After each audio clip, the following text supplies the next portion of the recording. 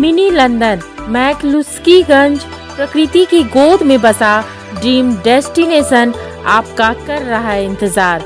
आइए अपने यादगार लम्हों को बिताइए ड्रीम डेस्टिनेशन में। राजधानी रांची से महज 50 किलोमीटर दूर आपका अपना ड्रीम डेस्टिनेशन।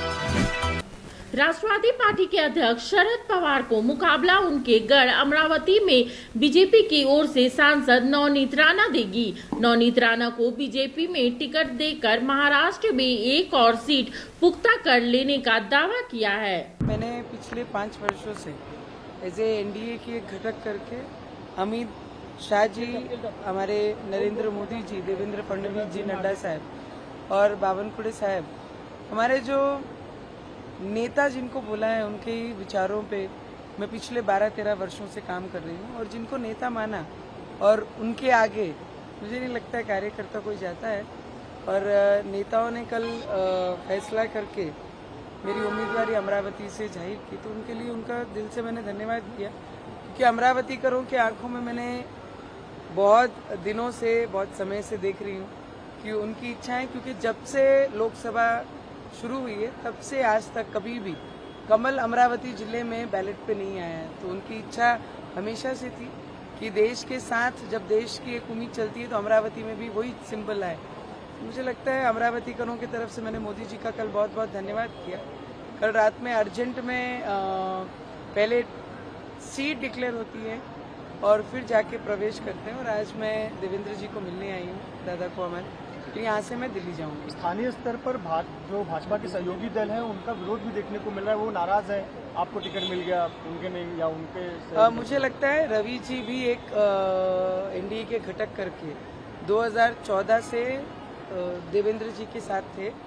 ऑपोजिशन में जब आई सरकार तब भी रवि जी देवेंद्र फडणवीस जी के साथ थे।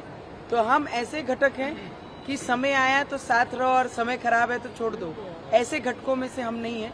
पर फिर भी मैंने सभी को विनंती की, क्योंकि सभी हमसे बहुत ज़्यादा सीनियर है, तो मैंने एक उम्मीदवार करके और एक बहुत जूनियर उम्मीदवार करके मैंने सभी को हाथ जोड़ के विनंती भी की कि मोदी जी के जो सपना है देश में अब की बार 400 पार और 400 में एक अमरावती हो, इसके लिए जितने भी एनडीए के घटक है वो मोदी जी के सपने के लिए और अमरावती के विकास के लिए सब एकजुट होकर एक मंच पे आकर एक साथ काम करें। अमरावती में 2 नारे गूंज रहे हैं, एक ये गूंज रहा है कि एक बार दिल से नवनीत राणा फिर से, और दूसरा भी नारा ये भी गूंज रहा है कि मोदी तुझसे बैर नहीं, नवनीत राणा की खैर नहीं। मुझे लगता है जब तक मतदार नहीं ठहराते क्या करना है, क्योंकि पिछले 5 वर्षों से नहीं 12-13 वर्षों से मैं जनता के बीच हूँ और जनता के लिए काम कर रही हूँ।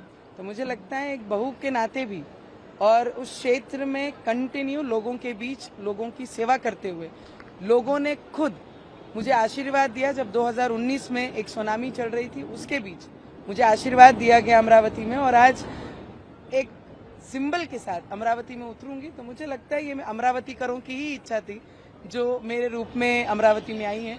तो मेरी जनता मुझे बहुत सारा प्यार और बहुत सारा आशीर्वाद मेरे साथ रखेगी। इतना मुझे विश्वास है। उन्होंने कुछ आपसे बात की है? मैंने आपको सीधे स्पष्ट शब्दों में कहा है, बहुत सीनियर है मुझसे, जितने भी एनडीए के गठ और जो भी नेता हैं, कि सभी ने एक होकर मोदी जी का जो सपना है देश के विकास के लिए और अमरावती के विकास के लिए, सबने एक मंच पर आकर साथ देना चाहिए और अमरावती का विकास करना चाहिए। उनसे कोई बात नहीं हुई है क्या? उनकी जो भावना है उनसे आप जैसे सुने हैं वैसे ही मैं भी सुन रही हूँ मीडिया के माध्यम से, पर हमारी कोशिश जरूर रहेगी कि हम सब साथ में आकर मंच पे मोदी जी के सपने के लिए और इस बार 400 पार के लिए काम करें। तो एनडीए के उम्मीदवार के लिए बहुत मुश्किल होने वाला है, टफ होने वाला है, आप उधर रहेंगे, एक बार कितना कॉन्फिडेंस है, कितना वोटों से जीतेंगे? वोट तो मेरे मतदार ठहराएंगे। मैंने काम किया है, मैं काम लेके मेरे लोगों के बीच में जाऊंगी, और एक बहू के नाते भी और कंटिन्यू क्षेत्र में लोगों की सेवा की है मैंने, तो लोगों का आशीर्वाद और प्रेम मेरे साथ हमेशा रहेगा, इतना मुझे कॉन्फिडेंस है। एक मामला आपका कास्ट सर्टिफिकेट का कोर्ट में लंबित है और हो सकता है सुप्रीम कोर्ट में फैसला भी आए, क्या वो सेटबैक हो सकता है आपके लिए? उसके लिए आप तैयार हैं? क्या कुछ होगा? देखिए, नारी के साथ संघर्ष है, ये हमने जन्म से पहले ही हम संघर्ष लेके आते हैं और वो संघर्ष में करते करते 12-13 वर्ष इस क्षेत्र में मैंने पूरा किया है और आगे भी संघर्ष की हमेशा तैयारी रखती हूँ। आखिरी सांस तक नारी को संघर्ष रहता है और संघर्ष हमेशा के लिए तैयार रहती हूँ और उसको सामना करते रहती हूँ। जब टूटती है आस, जब थकती है सांस, जब रूठते हैं अपने, मुंह मोड़ता है जमाना, जब अंगड़ाई लेता है संकल्प, फिर बनती है कहानी, बनते हैं अनमिट निशान। देखिए मेरे साथ संघर्ष की दास्तान।